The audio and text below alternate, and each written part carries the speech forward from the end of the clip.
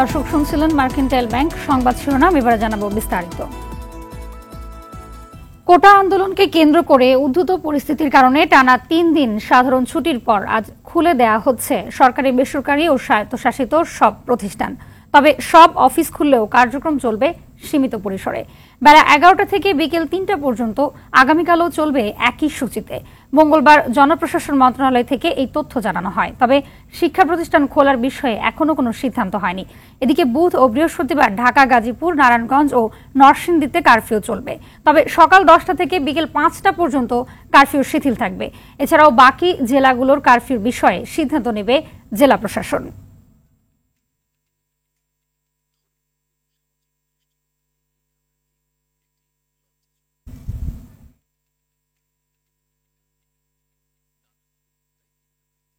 পরিস্থিতি স্বাভাবিক হয়ে আসছে দেশ জুড়ে। সকাল 9টা থেকে 6টা পর্যন্ত কারফিউ শিথিল করা হয়েছে চট্টগ্রামে।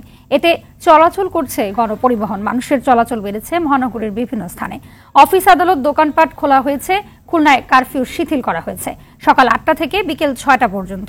এতে চলাচল বেড়েছে গণপরিবহনের, খোলা রয়েছে দোকানপাট, অফিস, আদালত। রংপুরে মাঠে টহল দিচ্ছে সেনাবাহিনী, পুলিশ, র্যাব। এতে স্বস্তি ফিরতে শুরু করেছে জনমনে।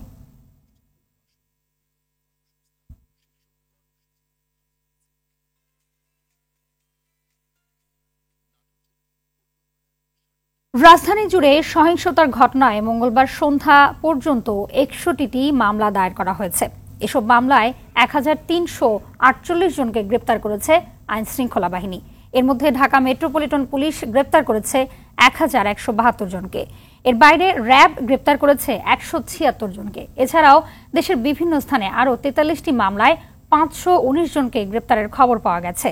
তবে সারা দেশে এখন পর্যন্ত কতজন গ্রেপ্তার হয়েছে বা কতটি মামলা হয়েছে সে ব্যাপারে পুলিশ সদর দপ্তর নিশ্চিত করে কিছুই বলতে পারেনি। ঢাকার বিভিন্ন থানায় দায়ের করা মামলায় নাম সহ ও অজ্ঞাত হিসেবে 90,000 মানুষকে আসামি করা হয়েছে।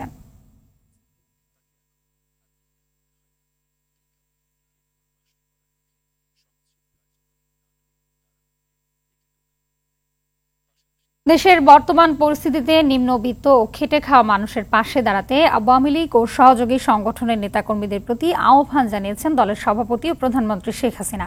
এক বিবৃতিতে সমাজের বিত্তবানদের এগিয়ে আসার অনুরোধ জানান তিনি। সরকার প্রধান বলেন, কোটা আন্দোলনকে কেন্দ্র করে সাম্প্রতিক ঘটনা প্রবাহ এবং কমপ্লিট শাটডাউন কর্মসূচির কারণে সাধারণ মানুষের জীবন জীবিকা অচল হয়ে পড়েছে। নিম্নবিত্ত খেটে খাওয়া মানুষের উপার্জনের স্বাভাবিক কার্যক্রমও সাময়িকভাবে বিঘ্নিত হচ্ছে।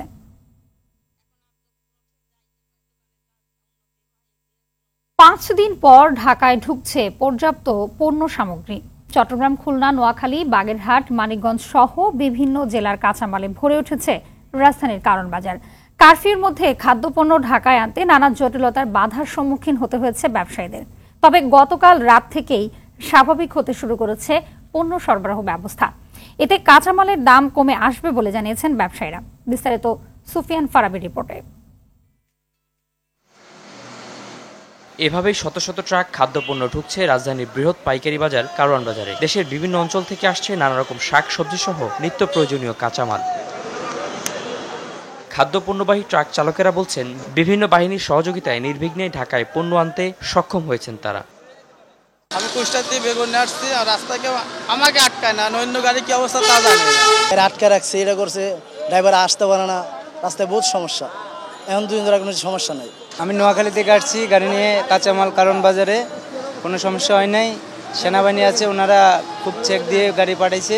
এদিকে আড়তদার ও পাইকারি বিক্রেতারা জানান, পর্যাপ্ত আমদানি থাকায় দ্রুতই কমবে কাঁচামালের দাম। এতদিন আমদানি ছিল না, গাড়ি ঘোড়া তেমন একটা আসে নাই, ক্যারিং খরচ বেশি, ওই কারণে মনে করেন মালটা একটু দাম বেশি গেছে। এখন আবার মাল যখন ঢুকা ধরছে, পরিস্থিতি নিয়ন্ত্রণে স্বাভাবিক আসছে, না দামও নিয়ন্ত্রণে চলে আসছে। দাম কম আছে, এখন মালও বেশি আসছে, দামও কম হবে। আজকে কমতে পারে, মালের আমদানি আছে, আজকে কমতে পারে।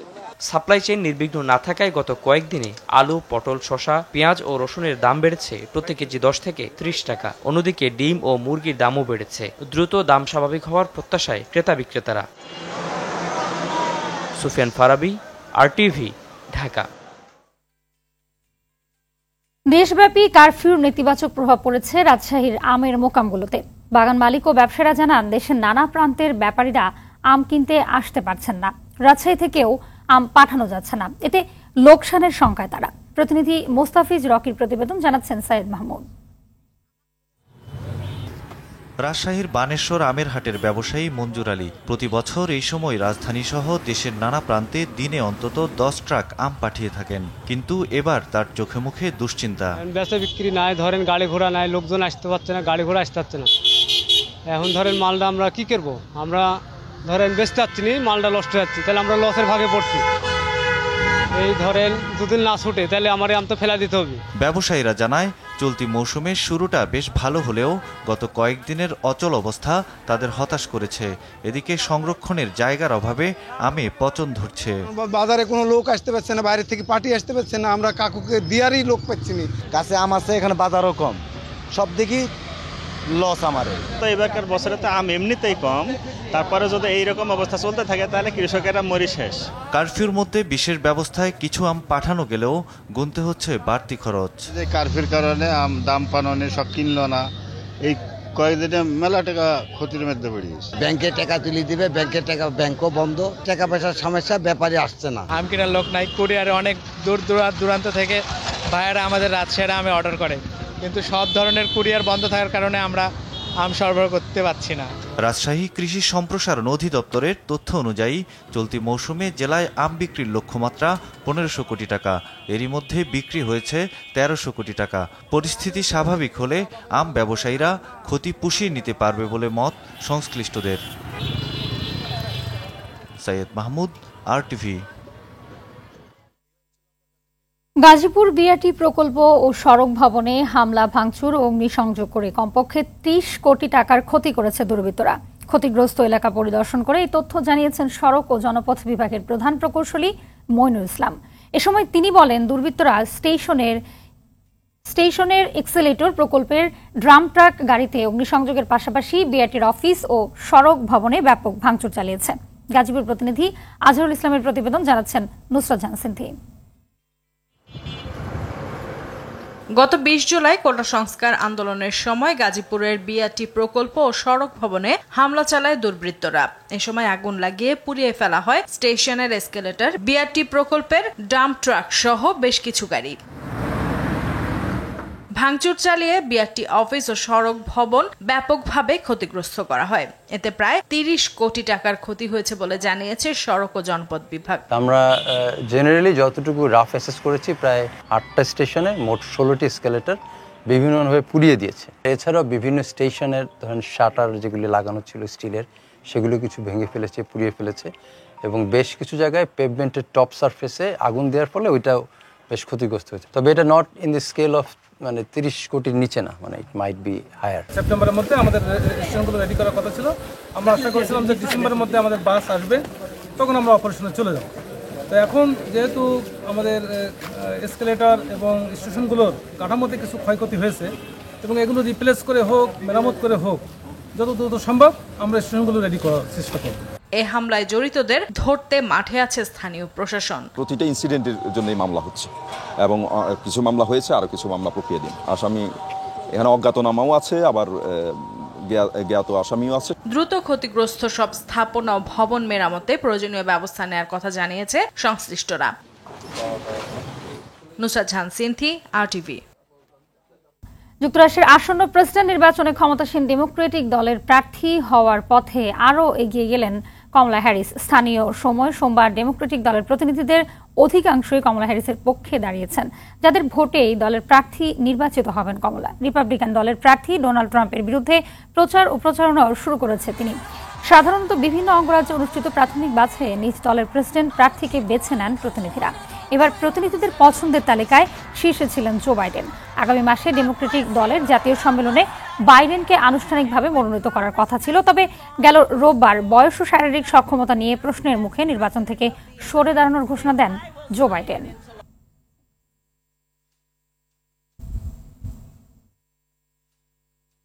পূর্ব আফ্রিকার দেশ ইথিওপিয়ায় ভয়াবহ দুটি পৃথক ভূমিধসের ঘটনায় নিহতের সংখ্যা বেড়ে দাঁড়িয়েছে 229 জনে। নিহতদের মধ্যে বহু নারীও রয়েছে। জানা যায়, স্থানীয় সময় গেল সোমবার দেশটির গোফা জেলায় প্রত্যন্ত অঞ্চলে ভারী বৃষ্টিপাতের ফলে প্রথমে ভূমিধসের ঘটনা ঘটে। এরপর সেখানে সাহায্যের জন্য জড়ো হওয়া ব্যক্তিরা মঙ্গলবার দ্বিতীয় ভূমিধসের ঘটনায় চাপা পড়েন। কর্তৃপক্ষের বরাতে বলা হচ্ছে নিহতের সংখ্যা আরও বাড়তে পারে। তল্লাশি ও উদ্ধারের প্রচেষ্টা চালিয়ে যাচ্ছে উদ্ধারকারী দল।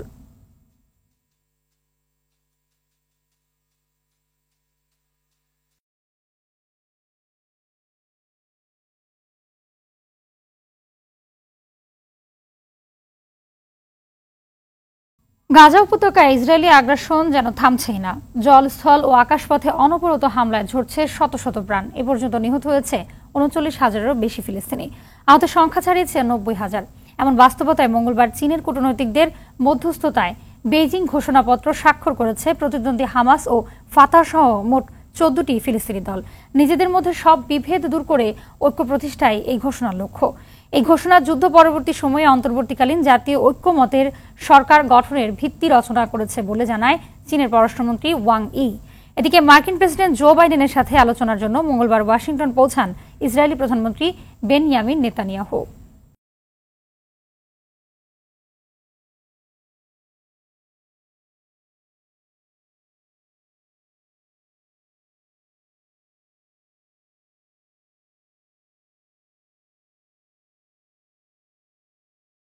জানাবো খেলার খবর। সেমিফাইনাল নিশ্চিত করতে নারী টি-20 এশিয়া কাপের গ্রুপ পর্বে নিজেদের শেষ ম্যাচে আজ মালয়েশিয়ার মুখোমুখি হবে বাংলাদেশ। শ্রীলঙ্কার রাঙ্গিনী ডাম্বুলা আন্তর্জাতিক স্টেডিয়ামে ম্যাচটি শুরু হবে বাংলাদেশ সময় দুপুর ২:৩০টায়। শ্রীলঙ্কার বিপক্ষে হার নিয়ে নারী এশিয়া কাপ আসর শুরু করে নিগার সুলতানার বাহিনী। এরপর বি গ্রুপে নিজেদের দ্বিতীয় ম্যাচে থাইল্যান্ডকে হারিয়ে সেরা 4-এর স্বপ্ন বাঁচিয়ে রাখে টাইগ্রেসরা। গ্রুপের শেষ ম্যাচে মালয়েশিয়ার বিপক্ষে জয়ের ছন্দ ধরে রাখতে পারলেই সেরা 4-এর টিকিট কাটবে বাংলাদেশ।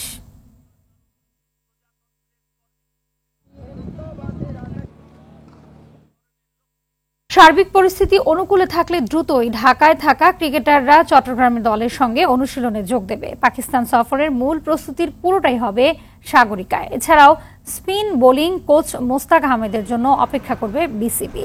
তার সাড়া না পেলে বিকল্প ব্যবস্থা গ্রহণ করবে বোর্ড। মঙ্গলবার গণমাধ্যমকে এই তথ্য জানায় বিসিবির ক্রিকেট অপারেশনস কমিটির চেয়ারম্যান জালাল ইউনুস। তামিম ইকবালের বিষয়ে সব সিদ্ধান্ত বিসিবি সভাপতির সঙ্গে তামিমের বৈঠকের পর জানানো হবে বলেও জানান তিনি। যেহেতু আমরা এতদিন জানতাম না যে কারফিউ কতটুকু রিল্যাক্স হবে, এখন মুশতাককে নিয়ে আমরা কন্টিনিউ করার জন্য চেষ্টা করছি। এর মধ্যে যদি খণ্ডকালীনের জন্য যদি হয়, ইটস নট এখনো কনফার্ম না, যদি হয় তাহলে ভালো, আর যদি না হয় আমরা definitely will go for another spinner. Board সভাপতির সাথে আলোচনা করবে বলে তামিম বলেছে। তো যদি তামিম ওই জায়গাটায় যদি আমাদের জানাতে পারে তাহলে খুব ভালো হয়। ফিফা আন্তর্জাতিক প্রীতি ম্যাচে আজ ভুটানের মুখোমুখি হবে বাংলাদেশ। ভুটানের রাজধানী থিম্পুর চ্যাং লাথিমাং স্টেডিয়ামে ম্যাচটি শুরু হবে বাংলাদেশ সময় সন্ধ্যা 7টায়। এই ম্যাচ দিয়ে আসন্ন নারী সাফ চ্যাম্পিয়নশিপের প্রস্তুতি শুরু করতে চায় সাবিনা মাসুরারা। সবশেষ সাফ আসরে চ্যাম্পিয়ন বাংলাদেশ। এবারের আসরে শিরোপা ধরে রাখার মিশনে তাদের প্রস্তুতির একমাত্র ভরসা ভুটানের বিপক্ষে দুটি প্রস্তুতি ম্যাচ। আজও 27 জুলাই ম্যাচ দুটি অনুষ্ঠিত হবে। তবে আগে মুখোমুখি দুই দেখায় সমান একটি করে জয় পেয়েছে দল দুটি।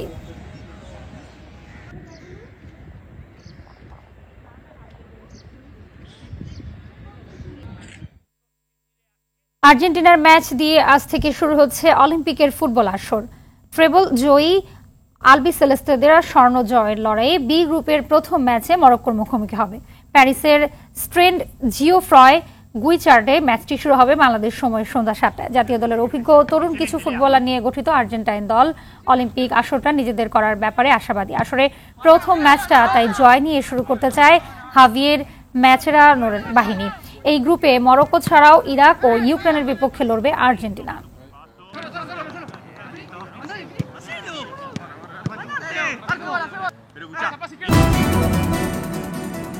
সকালের সংবাদ এই পর্যন্ত। সবশেষ সংবাদ জানতে যে কোনো মোবাইল ফোন থেকে 2414 নাম্বার ডায়াল করুন। মধ্যাহ্নের সংবাদ দুপুর 2টায় দেখার আমন্ত্রণ রইল। ধন্যবাদ সবাইকে।